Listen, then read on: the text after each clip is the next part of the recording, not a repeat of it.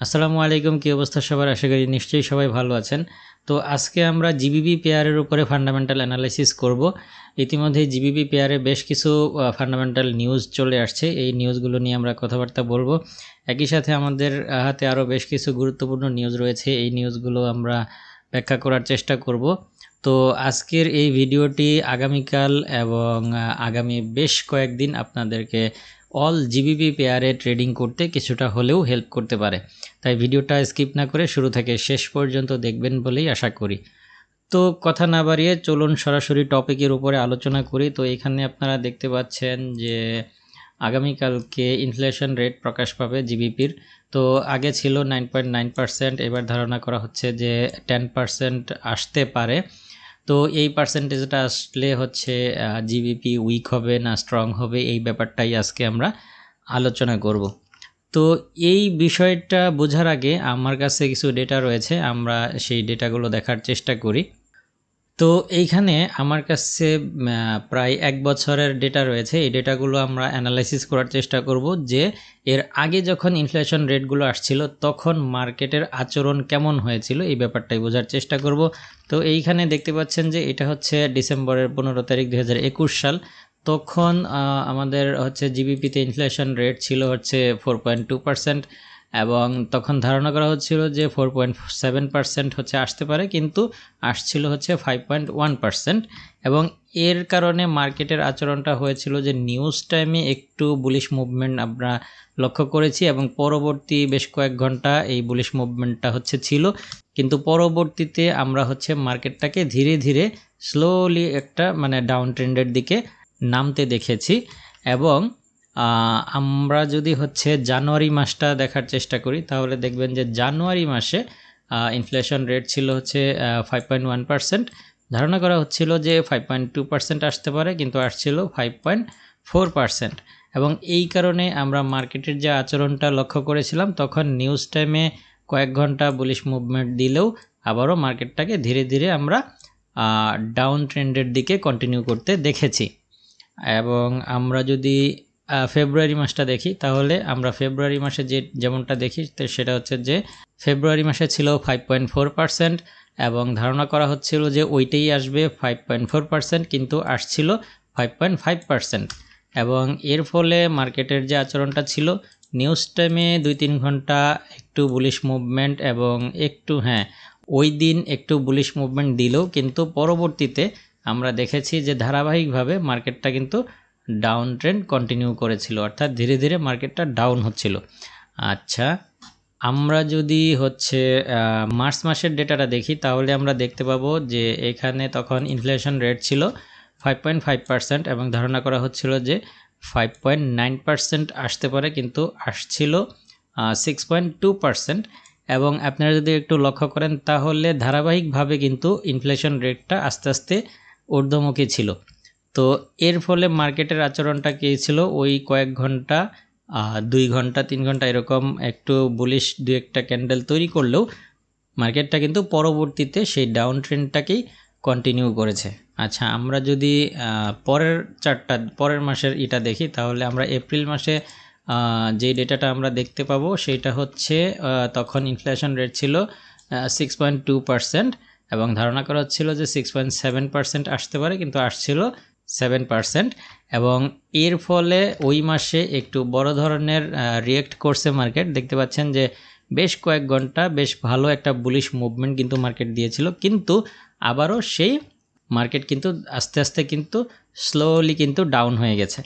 আচ্ছা, আমরা যদি মে মাসের ডেটাটা দেখি তাহলে দেখতে পাবো যে মে মাসে ইনফ্লেশন রেট ছিল 7%, ধারণা করা হচ্ছিল 9.1% আসতে পারে, কিন্তু আসছিল হচ্ছে 9%। তো এই মাসে ধারণার থেকে একটু কম আসছে রেজাল্টটা। তো এই কম আসার ফলে আমরা দেখেছি যে নিউজ টাইমে যখন নিউজটা পাবলিশ হয়েছে তখন একটু বেয়ারিশ মুভমেন্ট করলেও মার্কেটটা কিন্তু ধীরে ধীরে কিন্তু পরবর্তীতে আমরা দেখেছি যে বুলিশ ট্রেন্ডের দিকে মার্কেটটা কন্টিনিউ করেছে, অর্থাৎ মার্কেটটা কিন্তু এরপরে আপ হয়েছিল।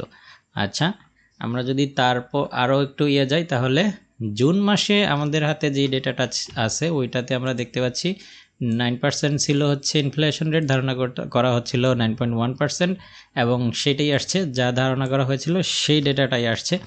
তো এর ফলে আমরা মার্কেটে যে আচরণটা দেখেছি সেইটা হচ্ছে নিউজ টাইমে একটু বুলিশ মুভমেন্ট দিলেও মার্কেটটা কিন্তু এই আগের যে কনসলিডেশন জোনের ভিতরে ছিল ওইটাকেই মার্কেট কিন্তু পরবর্তীতে কন্টিনিউ করেছে, যেহেতু মার্কেট নতুন কোনো ডেটা পায়নি, অর্থাৎ আগের মাসে যেটা ছিল ওই মাসেও ওইটাই আসছিল, এই কারণে মার্কেট কিন্তু কোনো রকম প্রাইস পায় নাই উপরে নিচে যাওয়ার জন্য।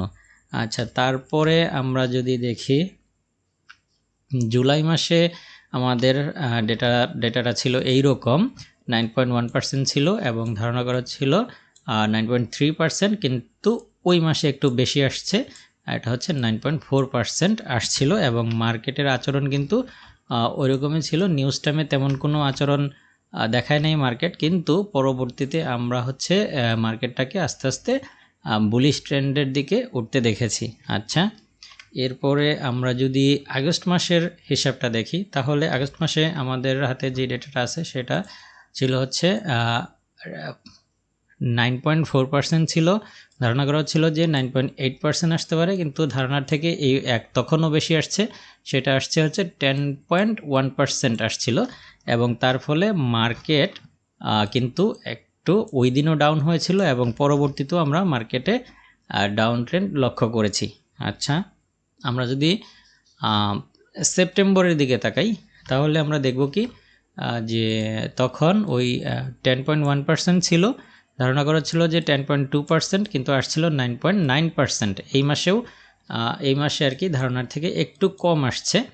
তো তার ফলে আমরা যেটা দেখতে পেয়েছি সেটা হলো যে নিউজ টাইমে একটু মানে একটা ক্যান্ডেল বুলিশ মুভ করেছিল, কিন্তু ধারাবাহিকভাবে আবারও মার্কেটটা ডাউন ট্রেন্ড কন্টিনিউ করেছে। আচ্ছা, তো মোটামুটি এই ছিল আমার কাছে পূর্বের ডেটা। এখন আগামীকালকে অর্থাৎ 19 তারিখে যেটা ধারণা করা হচ্ছে সেটা হচ্ছে যে 9.9% ছিল, এবং ধারণা করা হচ্ছে যে এইটা 10% আসতে পারে। তো আমরা যদি পেছনের ডেটাগুলো অ্যানালাইসিস করি, তাহলে আমরা দেখতে পাবো যে প্রতি মাসেই ডেটা একটু বেশি আসছে, মাত্র 2 মাস একটু কম আসছিল ধারণার থেকে। তো ওই ধারাবাহিকতা যদি কন্টিনিউ করে, তাহলে আমরা দেখতে পাবো ডাটাটা এরকম আসতে পারে 10.1% অথবা 10.2%, এরকম একটা ডেটা আমরা দেখলেও দেখতে পারি। এটা আমার ধারণা, এটাই হবে আমি বলতেছি না, এমনটা হইতেও পারে, অথবা যেই ডেটাটা এখনও প্রকাশ পেয়ে আছে এটাও, অর্থাৎ রানিং ডেটাটাও আসতে পারে 9.9%, এটাও হইতে পারে। আবার 10% যেটা আছে এটাও হইতে পারে। এই তিনটা ডেটা আমরা লক্ষ্য করতে পারি আগামীকাল, এটা আমার ধারণা। আবারও বলতেছি, এটা আমার ধারণা, আমি এটাই হবে এমনটা বলতেছি না। আচ্ছা, তারপরে আমরা যদি এই পুরো ডেটাটাকে সামারাইজ করি, তাহলে আমরা দেখতে পাবো ডিসেম্বরে যেটা ধারণা করা হয়েছিল তার থেকে একটু বেশি আসছিল 5.1%, এবং মার্কেট আপ হয়েছিল। একইভাবে জানুয়ারি মাসে যেটা আশা করা হয়েছিল তার থেকে আরেকটু বেশি আসছিল 5.4%, এবং নিউজ টাইমে মার্কেট একটু আপ হলেও পরে ডাউন হয়েছে। এবং ফেব্রুয়ারি মাসে 5.4%, এবং পরবর্তীতে ওই মাসেও একটু বেশি আসছে ধারণার থেকে। তারপরও আমরা নিউজ টাইমে আপ হতে দেখেছি একটু 2-3 ক্যান্ডেল, আবারও কিন্তু মার্কেট ডাউন হয়েছিল। এবং একই সাথে হচ্ছে মার্চ মাসেও হচ্ছে ধারণার থেকে বেশি আসছিল, এবং ওই একই কাহিনী, নিউজ টাইমে একটু আপ হয়েছে দেন ডাউন হয়েছে। এবং এপ্রিল মাসেও কিন্তু 7 ধারণার থেকে বেশি আসছে, এবং নিউজ টাইমে একটু ওই মাসে বড় ধরনের মুভমেন্ট করছিল নিউজ টাইমে অথবা নিউজের পরবর্তী সময়। তাহলে 7% থাকাকালীন একটু বড় মুভ হয়েছে, কিন্তু মার্কেটের যে ডাউন ট্রেন্ড ছিল মার্কেট পরবর্তীতে ওইটাই কন্টিনিউ করেছে। এবং আমরা যদি মে মাসের দিকে তাকাই, তাহলে আমরা দেখব যে এবং 9% আসার পরে মার্কেট কিন্তু আপ হয়েছিল। নিউজ টাইমে একটু ডাউন হলেও দেন পরবর্তীতে মার্কেট আপ ট্রেন্ডের দিকে গিয়েছিল, এবং পরের মাসে যেহেতু ডেটাটা একই ছিল, দেন ওই মাসে কিন্তু মার্কেট কনসলিডেশন জোনের মধ্যে দিয়ে গেছে। আচ্ছা, পরবর্তীতে আমরা যেটা দেখেছি যে তারপরের মাসে ধারণার থেকে একটু বেশি আসছে, এবং সেটাও মার্কেটকে কিন্তু আপ করে দিয়েছিল। তো পরবর্তীতে আমরা যদি আগস্ট মাসের দিকে তাকাই তাহলে ওই মাসেও কিন্তু ধারণার থেকে বেশি আসছে, কিন্তু মার্কেটটাকে ডাউন করে দিয়েছে, এবং সেপ্টেম্বরেও ধারণার থেকে একটু কম আসছে, কিন্তু ওই মাসেও মার্কেট ডাউন ট্রেন্ড কন্টিনিউ করেছে। তাহলে আমরা যদি এখানে একটু লক্ষ্য করি তাহলে ইনফ্লেশন রেট যখন 9% ছিল তখন মার্কেট হচ্ছে আপে ছিল, এবং যখন 5.1% ছিল তখন আপ হয়েছে, এবং 9.4% থাকাকালীন মার্কেট কিন্তু আপ হয়েছে। তাহলে পুরো ব্যাপারটা যদি আমরা এখানে লক্ষ্য করি তাহলে অতিরিক্ত ইনফ্লেশন রেট অর্থাৎ ধারণার থেকে মার্কেটে যখন ইনফ্লেশন রেটটা বেশি আসছে তখন বেশিরভাগ সময়ই কিন্তু মার্কেট সাময়িক সময়ের জন্য 2-1টা ক্যান্ডেল কিংবা 2-4 ঘন্টা একটু বুলিশ মুভমেন্ট দিলেও আমরা কিন্তু পরবর্তীতে মার্কেটটাকে ধীরে ধীরে ডাউন হতে দেখেছি। অবশ্য এই ডাউনের পেছনে আমি শুধু এখানে জিবিপি ইউএসডি চার্টটা অ্যানালাইসিস করেছি। তো মোটামুটি জিবিপি অন্যান্য পেয়ারের সাথেও মোটামুটি ডাউন ট্রেন্ডের দিকেই ছিল, আপনারা যদি প্রত্যেকটা জিবিপি চার্ট হচ্ছে লক্ষ্য করেন, কারণ জিবিপি লাস্ট 32 বছরে তাদের অর্থনীতি এতটা খারাপ পজিশনে যায় নাই। তো এইখানে আপনারা যে ডেটাটা দেখতে পেয়েছেন, এই যে মার্কেট আপ অ্যান্ড ডাউনের যে হিসাবটা, এটা শুধু কিন্তু আমি জিবিপি ইউএসডি চার্টের উপর ভিত্তি করে তৈরি করেছি। তো জিবিপি পেয়ারগুলো ওই সময় অন্যান্য পেয়ারে কী ধরনের আচরণ করেছে তা এই আমার একটা ছোট্ট ভিডিওতে তুলে ধরা সম্ভব না, তাহলে ভিডিওটা কয়েক ঘন্টা লং হয়ে যেতে পারে। তো এই ডেটাটা সম্পূর্ণই জিবিপি ইউএসডি চার্টের উপর ভিত্তি করে তৈরি করা হয়েছে। তবে জিবিপি পেয়ার মোটামুটি সব পেয়ারের সাথেই কিন্তু ক্রমাগত একটা ডাউন ট্রেন্ডের দিকে ছিল। শুধু যদি আমরা এই রানিং মাসটা ফলো করি তাহলে দেখব যে এই রানিং মাসে জিবিপি পেয়ার একটু ঊর্ধ্বমুখী কিংবা একটু আপ ট্রেন্ডের দিকে যাচ্ছে। তো এই হচ্ছে ব্যাপার। তো এইখানে আমরা যেটা দেখতে পাচ্ছি, যখন ইনফ্লেশন রেট হচ্ছে 10%-এর উপরে চলে গেছে তখনও মার্কেট ডাউন হয়েছে, এবং একটু পজিটিভ আচরণ করেছিল 9% থাকাকালীন সময়ে।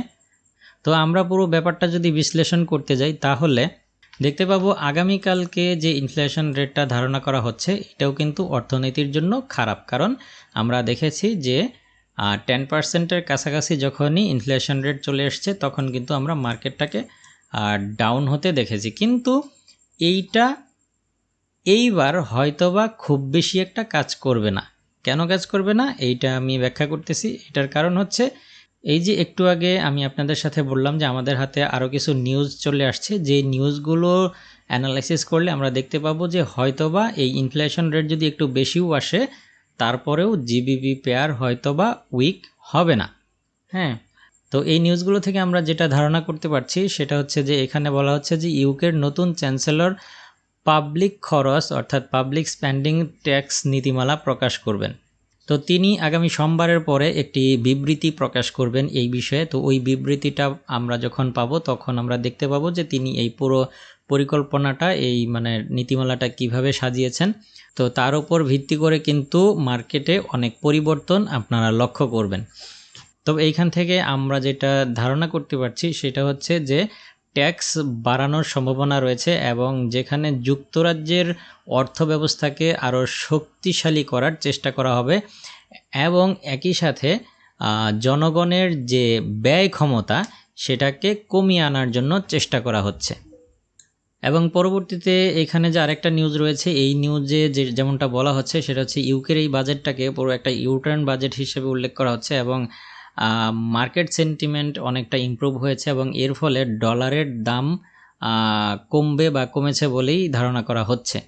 তো এইখানে আমরা যেমনটা দেখতে পাচ্ছি সেটা হচ্ছে যে ব্রিটেনের যে নতুন অর্থমন্ত্রী রয়েছে উনি 45 বিলিয়ন পাউন্ডের মিনি বাজেটের পরিবর্তন করেছেন, অর্থাৎ যে বাজেটটা বাজারে অস্থিরতা তৈরি করেছিল, এবং যেটা আপনারা জানেন যে যার ফলে ব্রিটেনের যে অর্থনীতি অর্থাৎ জিবিপি গত 32 বছরে সর্বনিম্ন অবস্থানে পৌঁছে গিয়েছিল, ওইটার তিনি পরিবর্তন করেছেন ওই মিনি বাজেটটার, এবং যার ফলে পাউন্ডের প্রতি বিশ্বাস পুনরুদ্ধার করেছে। অর্থাৎ বিনিয়োগকারীদের যে একটা আস্থার জায়গা থাকে যে আমি পাউন্ডে বিনিয়োগ করতে যাচ্ছি, এইটা পাউন্ড শক্তিশালী হতে পারে কিংবা পাউন্ডের সেই সক্ষমতা রয়েছে ডলারের সাথে ফাইট করার, ওই ব্যাপারটাকে ওই আস্থার জায়গাটাকে আবারও পুনরুদ্ধার করতে পেরেছে বলে সবাই ধারণা করতেছে এই নতুন বাজেটের ফলে। অর্থাৎ এই পুরো ফান্ডামেন্টাল নিউজটার আমরা পুরো ফলাফল যদি পেতে চাই তাহলে অবশ্যই আমাদেরকে আগামী সোমবারের পরে অর্থমন্ত্রী কি বিবৃতি দেয় সেইটার উপরে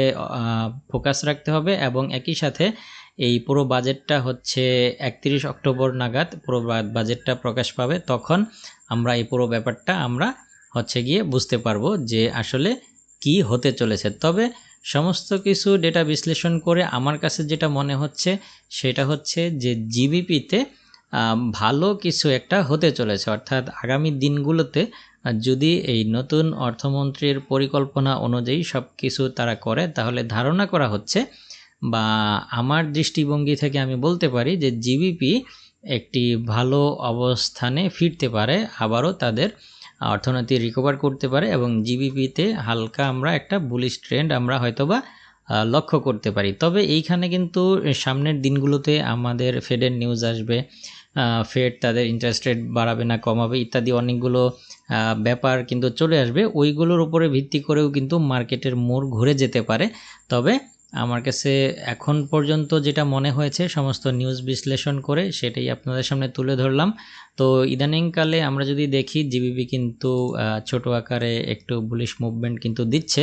ধীরে ধীরে আমাদের পুরনো যে ট্রেন্ড লাইনগুলো ছিল ওইগুলো কিন্তু আস্তে আস্তে ভেঙে দিয়ে কিন্তু মার্কেট কিন্তু উপরের দিকে ধীরে ধীরে কন্টিনিউ করতেছে।